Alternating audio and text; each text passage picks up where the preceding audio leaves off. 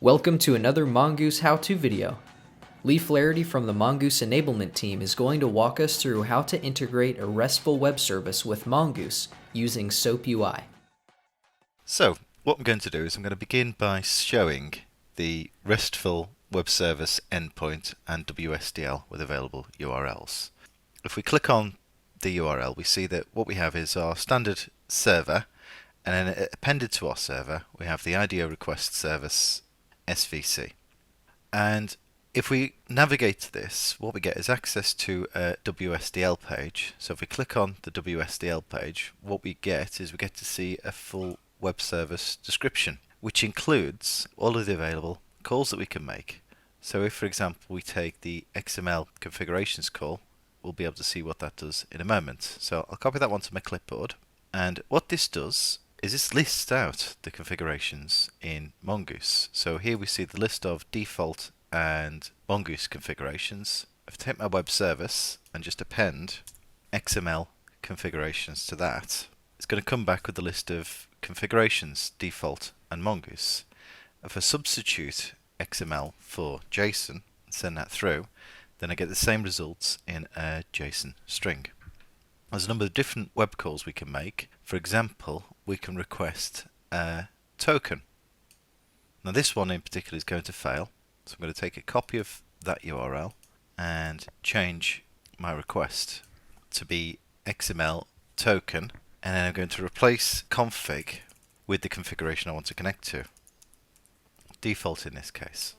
Now this is going to come back with error code 301, and the reason for that is I need to send through additional details with this. So what I'll do is I'm going to take that URL, copy it to my clipboard, and I'm going to move into SOAP UI. Now here I've set up a RESTful project already, and I can create a new RESTful service from a URI.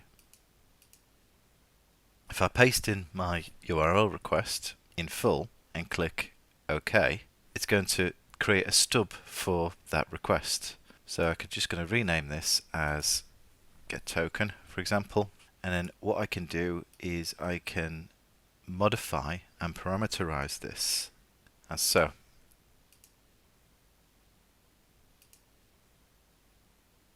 So the response type I want is XML, and the config name I want is default. And what that's done is that's just changed the URL or resource parameters. So I've got some now template parameters here which are corresponding to the resource, so it will change the URL based on the values in here. So if I run this, again I'm going to get the same error code 301, which is good, it proves that it's all working. But what I can do now is I can add in my header values. So I'll add that one as a header parameter, and then I will submit this, and now we get a success because we've been able to send in the user ID and the password as header styles. Now there's another type which is these parameter ones here. So what I will do is I will show you a test suite with some new transactions in. So here we've got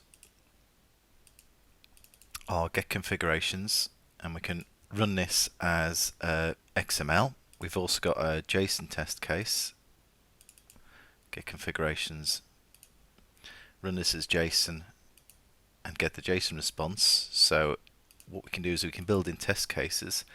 However, what we can also do is we can have a test case where we have properties. Properties include the configuration we want to connect to, user ID, password, token, and then a blank value just to allow me to clear things out. And these might correspond to constants or variables within a program. If I run through these test steps, then it's going to perform all of those updates as we see here. So we can see the properties are okay, set credentials took 4 minutes, get security token, and then it's transferred that token that's been retrieved to the other IDO requests. Now what are those IDO requests? They are one where we can list out the users to do a get basic request. So here we see we're getting an XML response type with usernames, user ID and the authorization token. properties are a comma separated list, and it translates to this request here. If we want to change this to JSON, for example, it will fail the test, but we can rerun and get a JSON string as a response. We also have, as well as the basic request, we've got these advanced requests where we can pass in more information. So here we still have the response type, the IDO, and the properties, as well as the authorization, but we're able to pass through a filter, also a record cap. So where collection name is like IDO, run that, and again we can also order by collection description. Run that, and we've got a different response. The query type parameters correspond, as you see, to the parameters that appear after the question mark. As well as a basic list, as we see here, we can also get a list with schema. Again, different type of URL. This one includes the schema, and when we have the schema, we get metadata which describes the properties that are coming back. So here we see collection name, type string, which corresponds to the collection name here, which is a type string. So using this, you can collect some metadata and use that to interpret your data dynamically in your application based on the data type that's being returned. The last kind of test that we're going to do is one where we invoke a method. So we'll run through the test steps on this.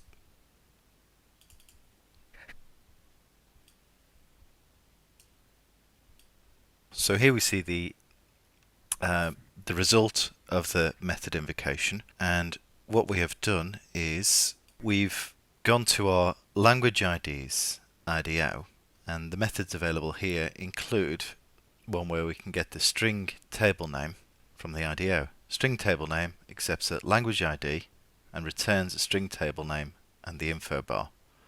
So language ID is input, the other two are output parameters.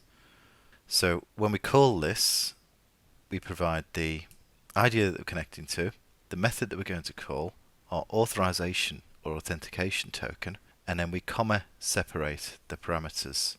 So even though the parameters, the other two parameters are output, we just need to comma separate some blanks or some null values.